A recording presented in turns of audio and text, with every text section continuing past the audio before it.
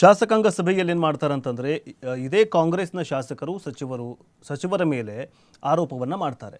ನಮಗೆ ಅಭಿವೃದ್ಧಿಗೆ ಏನಂತಂದರೆ ಅನುದಾನ ಬರ್ತಾ ಇಲ್ಲ, ಜೊತೆಗೆ ಏನಂತಂದರೆ ನಮಗೆ ಸಚಿವರು ಏನು ಕೆಲಸ ತೊಗೊಂಡು ಹೋಗ್ತೀವಲ್ಲ ಆ ಕೆಲಸದ ಬಗ್ಗೆ ಅಷ್ಟೊಂದು ನಮಗೆ ಗಮನ ಕೊಡ್ತಾ ಇಲ್ಲ, ವಿಪಕ್ಷದವರ ಕೆಲಸಗಳಾಗ್ತಾ ಇದ್ದಾವೆ, ಆದರೆ ಸ್ವಪಕ್ಷದಲ್ಲಿರುವಂಥವರ ಶಾಸಕರ ಕೆಲಸಗಳಾಗ್ತಾ ಇಲ್ಲ ಅನ್ನುವಂತಹ ಒಂದು ಚರ್ಚೆಯ ಮಧ್ಯೆ, ಒಂದು ಆರೋಪ ಪ್ರತ್ಯಾರೋಪದ ಮಧ್ಯೆ ಈಗ ಸಚಿವ ಸಂಪುಟ ಸಭೆ ಅಂದರೆ ಮಾರ್ಚ್ ಅಂತ್ಯಕ್ಕೆ ಮತ್ತೊಮ್ಮೆ ಸಚಿವ ಸಂಪುಟ ವಿಸ್ತರಣೆ ಆಗತ್ತೆ ಎನ್ನುವಂತಹ ಮಾತುಗಳು ಕೇಳಿ ಬರ್ತಾ ಇದೆ.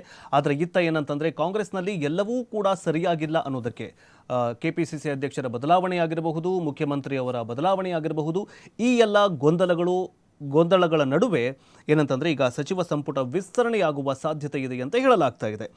ಏನಂತಂದರೆ ನಿನ್ನೆ ಅಷ್ಟೇ ಕೆಪಿಸಿಸಿ ಅಧ್ಯಕ್ಷರು 5 ವರ್ಷಗಳು ಏನಂತಂದರೆ ಪೂರ್ಣ ಮಾಡಿದ್ದರ ಬೆನ್ನಲ್ಲೇ ನಿನ್ನೆ ಡಿನ್ನರ್ ಅರೇಂಜ್ ಮಾಡಿದರು ಡಿ ಕೆ ಶಿವಕುಮಾರ್ ಅವರು. ಅಚ್ಚರಿಯ ಬೆಳವಣಿಗೆ ಏನಂತಂದರೆ BJPಯ ಇಬ್ಬರು ಶಾಸಕರು ಈ ಡಿನ್ನರ್ ಮೀಟಿಂಗ್ನಲ್ಲಿ ಭಾಗವಹಿಸಿದರು. ಅದ್ಯಾರಂತಂದರೆ ಶಿವರಾಮ್ ಹೆಬ್ಬಾರ್ ಆಗಿರಬಹುದು, ST ಸೋಮಶೇಖರ್ ಆಗಿರಬಹುದು. ಸೊ ಏನಂತಂದರೆ ಇದೊಂದು ಬೆಳವಣಿಗೆ, ಈ ಇಬ್ಬರು ಶಾಸಕರು ಮತ್ತೆ ಕಾಂಗ್ರೆಸ್ ಸೇರ್ಕೊಳ್ತಾರಾ ಅನ್ನುವಂತಹ ಒಂದು ಚರ್ಚೆ ನಡೀತಾ ಇದೆ. ಜೊತೆಗೆ ಮಾರ್ಚ್ ಅಂತ್ಯದಲ್ಲಿ ಏನಂತಂದರೆ ಸಚಿವ ಸಂಪುಟ ವಿಸ್ತರಣೆಯಾದರೆ ಯಾರಿಗೆಲ್ಲ ಕೊಡಲಾಗತ್ತೆ, ಯಾರಿಗೆಲ್ಲ ಮಾಡ್ಕೊಳ್ಳಾಗತ್ತೆ ಕಾದು ನೋಡಬೇಕಾಗಿದೆ. ಇನ್ನೊಂದು ನೀತಿ ನೀವೇನು ಹೇಳಿದ್ರಿ ಅಂತಂದರೆ ಏನು ಅಭಿವೃದ್ಧಿ ಮಾಡಿದ್ರಿ ಅಂತ ಒಂದು ರಿಪೋರ್ಟ್ ಕೇಳಿದ್ದಾರೆ. ಅಭಿವೃದ್ಧಿ ಮಾಡೋದಕ್ಕೆ ಇವರು ಏನಂತಂದ್ರೆ ಅನುದಾನನೇ ಕೊಟ್ಟಿಲ್ಲ.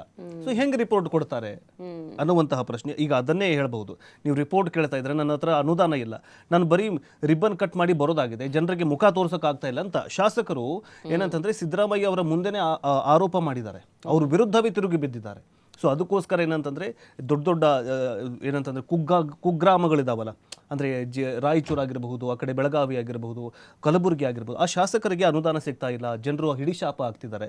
ಇದೆಲ್ಲದರ ಮಧ್ಯೆ ಈಗ ಸಚಿವ ಸಂಪುಟ ವಿಸ್ತರಣೆ ಆಗ್ತಾ ಇದೆ. ನೋಡಬೇಕು ಇನ್ನು ಏನೇನಾಗತ್ತೆ, ಯಾರಿಗೆಲ್ಲ ಕೊಡಲಾಗ್ತೆ ಅಂತ.